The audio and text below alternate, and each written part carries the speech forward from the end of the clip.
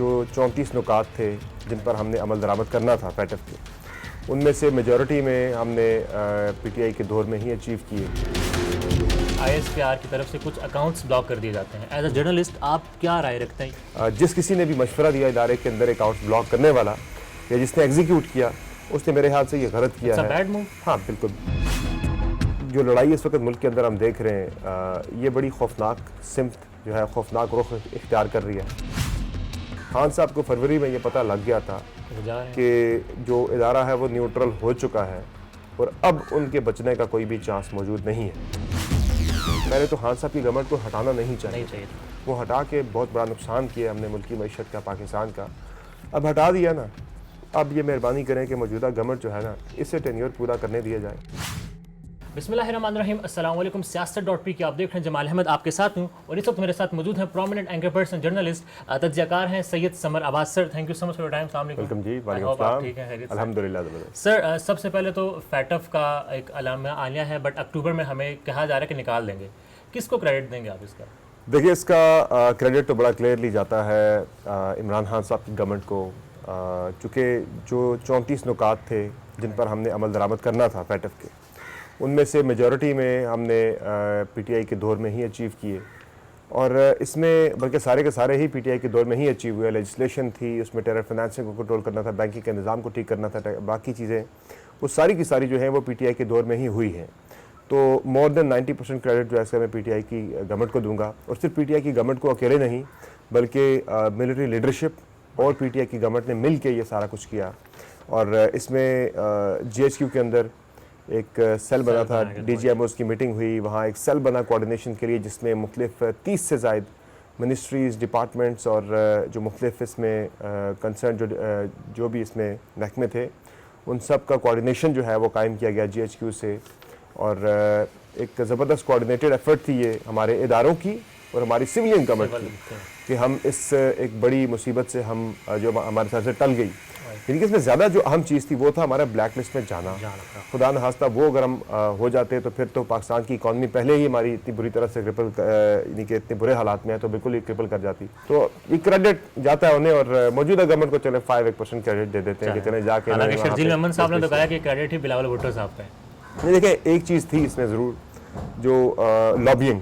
देखिए ये बात तो पहले भी हम करते थे कि जो नुकात थे हमने उन पर अमल दरामद कर लिया, लेकिन हमें निकाला नहीं जा रहा। देखिए ये जो रिव्यू हुआ है, ये मार्च तक की जो हमारी हमने जो प्लेनरी में अपनी रिपोर्ट सबमिट की थी, जो एक्शन प्लान था जो उस पर हमने अमल दरामद करके अपनी रिपोर्ट सबमिट की थी, उसकी बेसिस पे आज ये सारा कुछ हुआ है। तो मार्च में तो पीटीआई की गवर्नमेंट ISPR की तरफ से कुछ अकाउंट्स ब्लॉक कर दिए जाते हैं। एज अ जर्नलिस्ट आप क्या राय रखते हैं, ये होना चाहिए एक इदारे की तरफ से?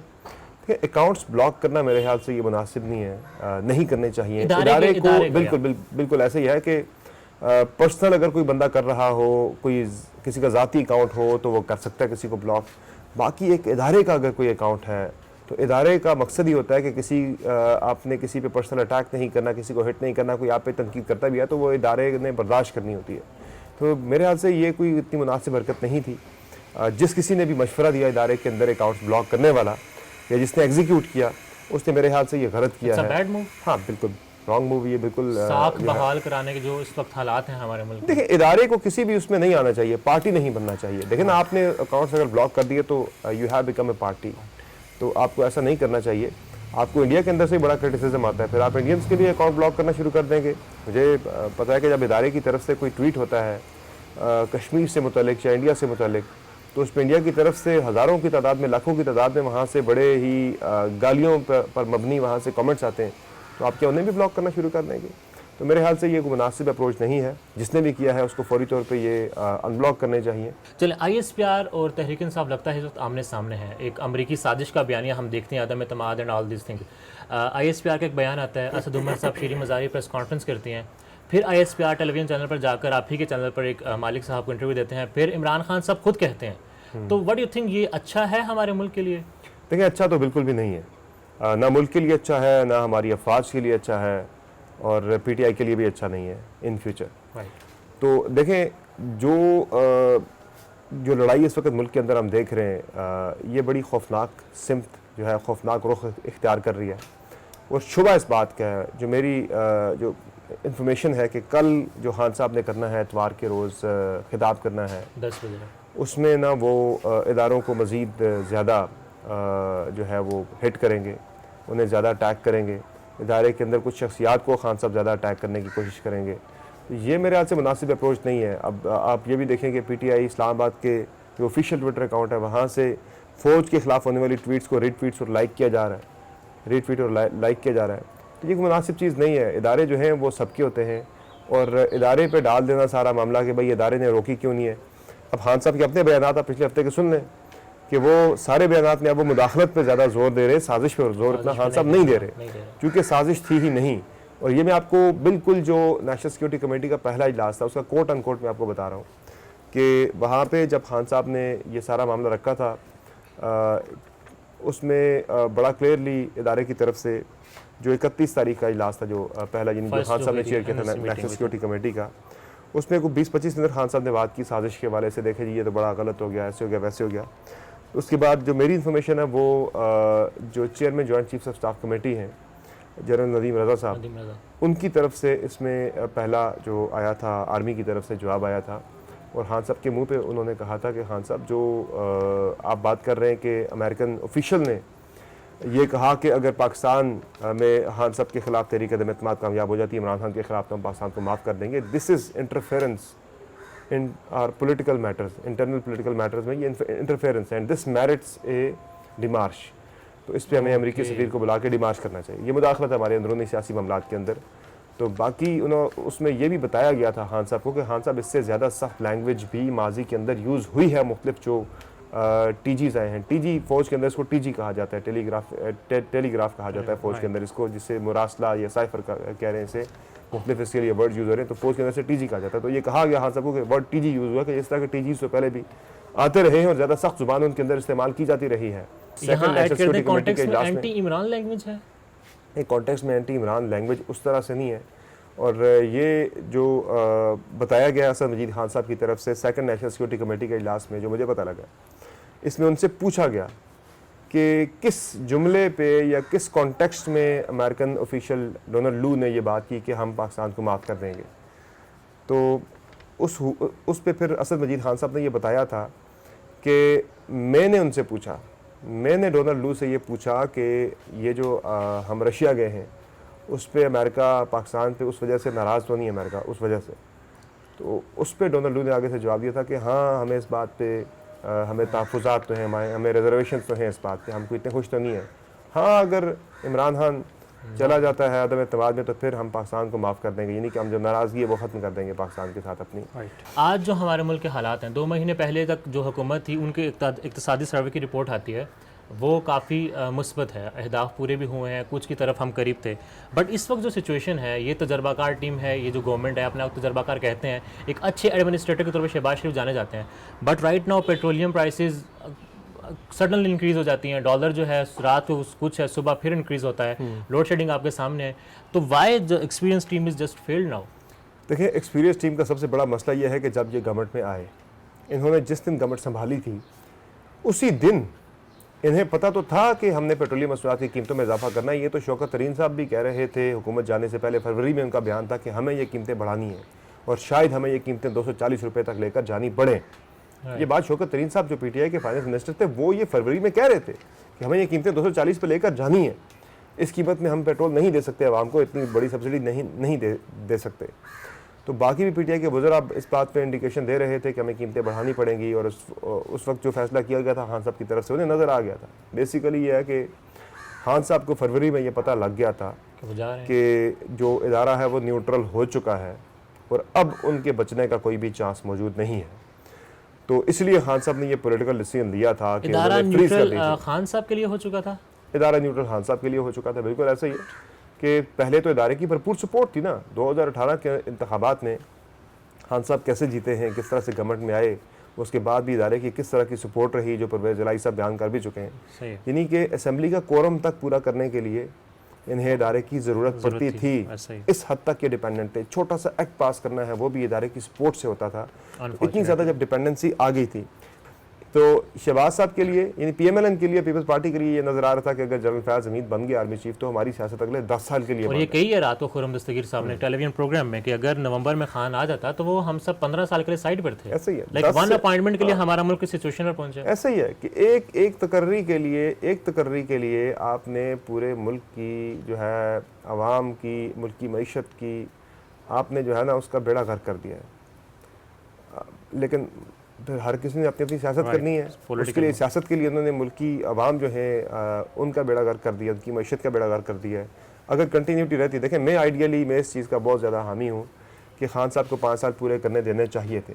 किसी भी पॉलिटिकल गवर्नमेंट को जो 5 साल का मैंडेट लेकर आती है उसे 5 साल का टाइम पूरा मिलना चाहिए, ताकि 5 साल के बाद वो गवर्नमेंट पूरी तरह जवाब दे तो हो ना। अभी तो कर पूछता ही कोई नहीं है। अब तो देखे ना 3.5 साल बाद खान साहब को आपने हटा दिया, वो साजिश का बयानिया लेके वो सियासी शहीद बन गए और वो पहले जितने अनपॉपुलर थे आज वो उससे कई गुना ज़्यादा पॉपुलर हो गए। इस वक्त मौजूदा गवर्नमेंट जो है ये पॉपुलर थी, इस अदम एतमाद की मूव से पहले बहुत पॉपुलर थी ये जो पार्टीज़ है PMLN पंजाब के अंदर, अब ये इंतहा दर्जे की अनपॉपुलर हो गई है। तो एक तकर्री के लिए इतना बड़ा अपहीवल ये पाकिस्तान में ही हो सकता, किसी और मुल्क में नहीं हो सकता। इमरान खान पर तोशा खाना का इल्ज़ाम लगाते हैं, हीरो का हार का इल्ज़ाम है, अंगूठी का, और अब अलकादर यूनिवर्सिटी गवर्नमेंट में है, ये मुकदमा क्यों नहीं कायम करते?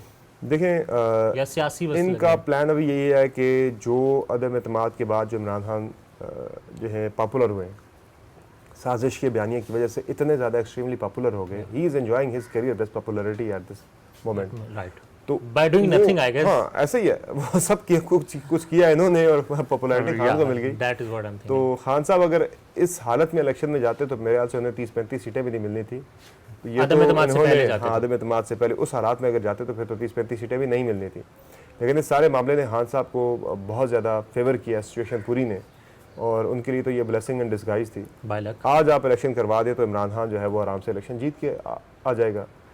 तो लेकिन अगर ये होल्ड करते हैं, इस मामले को ड्रैग करते हैं 10-12 महीने जो रिमेनिंग गवर्नमेंट के हैं 13 महीने, उस तक अगर लेके जाते हैं, स्ट्रेच करते हैं, तो उसमें फिर इन्हें ये चांस है इनके पास कि ये खान की पॉपुलैरिटी की वेव भी तब तक शायद नीचे हो जाए। और उसमें ज़ाहिर मेन कोशिश तो यही है कि डिफेम किया जाए, ज़्यादा से ज़्यादा। एक तो स्कैंडल्स लाने की कोशिश की जाएगी, फाइनेंशियल करप्शन के स्कैंडल्स, फिर मॉरल जो है करप्शन के स्कैंडल्स वगैरह बनाने की कोशिश की जाएगी, जो खान साहब खुद कह भी चुके हैं कि ये मेरी किरदार कुशी की मुहिम एक शुरू होने वाली है। वीडियोस का भी चक्कर हाँ, तो वो डीप फेक, इसीलिए वो साथ PTI के हमारे कीबोर्ड वॉरियर से चला दिया था नैरेटिव के, कुछ चीज़ आ भी जाए तो हम कहें यार ये तो डीप फेक है, पहले से बता रहे हैं। वो इवन मलिक रियाज और खान साहब की जो मलिक रियाज और जरदारी साहब की जो कॉल थी वो एक सच्ची कॉल है, राइट, वो कोई झूठी कॉल नहीं है, वो 100% हकीकी कॉल है, हकीकत पर मबनी है। लेकिन उस पर भी लोगों ने चला दिया ये डीप फेक है जी, कुछ नहीं है, वो भी चला नहीं है ना, खान के अगेंस्ट नहीं चला। देखिए इमरान खान जो है ना वो ही मैं कहूँगा कि उन पर कोई चीज़ असर नहीं करती ऐसी। देखें आयशा गोलालई ने क्या क्या इल्ज़ाम लगाए खान साहब पे, हम खान साहब का बीवी ने पूरी किताब लिख डाली, लेकिन इस शख्स पे किसी किस्म का कोई भी आप देखें कि मनफी असर नहीं पड़ा, कोई भी इस शख्स को नहीं नुकसान पहुंचा सका सियासी तौर पर, बल्कि ये उल्टा पॉपुलर होता चला गया। तो खान साहब के लिए ये चीज़ें मैटर नहीं करती हैं, आप जितने मर्जी स्कैंडल्स ले आए, सारा कुछ ले आए, ये जो सोच रहे हैं लोग वो मिसकैलकुलेट कर रहे हैं।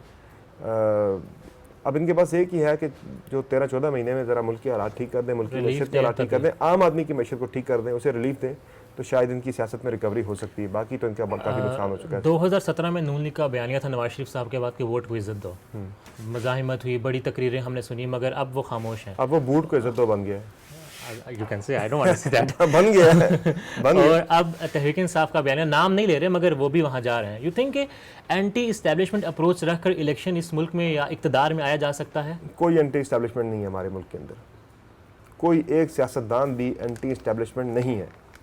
जब वो पोजीशन में होते हैं, निकाल दिए जाते हैं, तो हर कोई उनकी ब्लेसिंग के लिए, अच्छा, हर कोई उनकी ब्लेसिंग्स हासिल करने के लिए उन पे हर मुख्तलिफ हरबे इस्तेमाल करके दबाव डाल रहा है, प्रेशराइज कर रहे होते हैं।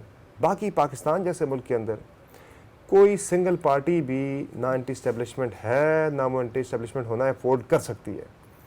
सारे ये जो बातें हो रही होती हैं, तकरीरें हो रही होती हैं, ये सारी क्या है कि फ़ौज की जो ब्लेसिंग है वो हमें मिल जाए दूसरे के बजाय, ये सारी एक एफर्ट होती है। देखे ना, ये PMLN है, एंटी इस्टेब्लिशमेंट होती तो आज भी एंटी इस्टेब्लिशमेंट ही होती ना, फ़ौरन से उनकी ब्लेसिंग लेके वो इक़्तिदार में आ गए।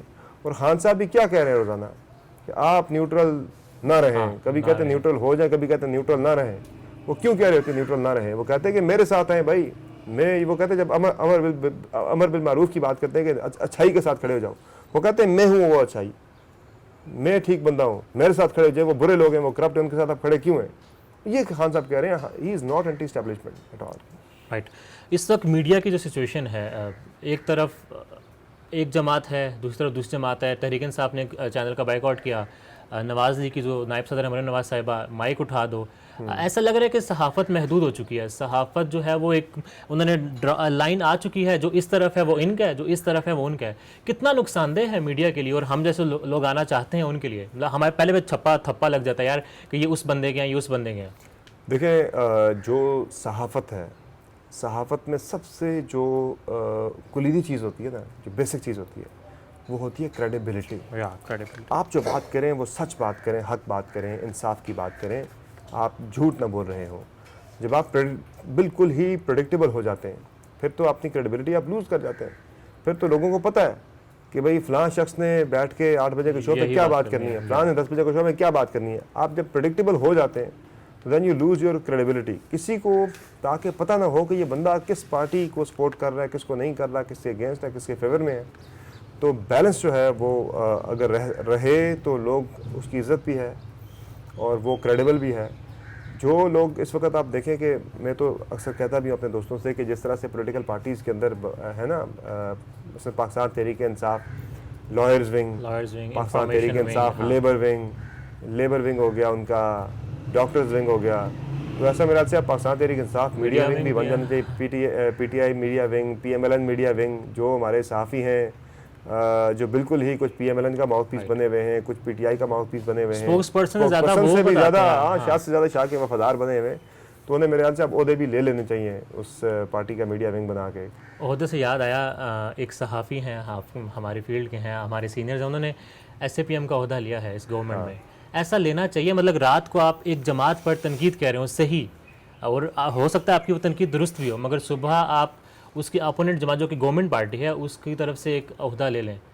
कितना ये भी नुकसानदेह है कि अब मतलब ये जो बात कर रहे हैं, ये बात इसलिए कर रहे हैं जी इसको ओहदा नहीं मिल रहा। आप किसी की तनकीद करेंगे इसलिए करेंगे जी कि शायद आपको वहाँ से कोई फेवर मिल जाए, और फिर वैसा हो भी जाता है, फेवर ले भी लिया जाता है। देखिए, फेवर्स तो माजी में भी साफियों ने लिए हैं, अब भी लेते हैं। ये मुनासिब चीज़ नहीं है, नहीं लेने चाहिए। यहाँ ऐड कर दें, फेवर्स के बाद खुद को सहाफ़ी कहलाया जाना चाहिए? नहीं, उसके बाद नहीं। अगर आप कोई ओहदा ले लें, देखिए मैंने बहुत से साफ़ी ऐसे हैं जो ओहदा लेते हैं, एंजॉय करते हैं प्रिविलेजेस तमाम सरकारी, गवर्नमेंट ख़त्म हुई, एक पार्टी के साथ रह के, जो ही गवर्नमेंट ख़त्म हुई वो वापस जनाब वो होता है ना, वो अपनी धोती झाड़ के जनाब वापस आके मैं जर्नलिस्ट, मैं साफ़ी हूँ जी। फिर उनके साथ कोई अगर पॉलिटिकल कोई दूसरी तरफ से कोई अटैक होता है, नहीं जी मैं देखिए सहाफ़त पे अटैक हो गया है। जिस तरह से जो है अबसार आलम साहब हैं, उन्होंने PMLN के दौर में पैमरा के लिए चेयरमैनशिप ली, जब फारिग हुए तो वो फिर से आके सहाफ़ी बन गए। तो मेरे ख्याल से ये नहीं होना चाहिए। वे फॉरवर्ड क्या है मौजूदा सूरत हाल से निकलने का? सियासी इस्तेकाम, एहतजाजी सियासत, टकराव की सियासत है, बयानिया है, क्या समझते हैं वे फॉरवर्ड क्या होगा? देखिए, वे फॉरवर्ड इस वक्त एक ही है, वो है स्टेबिलिटी। हमें इस वक्त चाहिए इस्तेहकाम।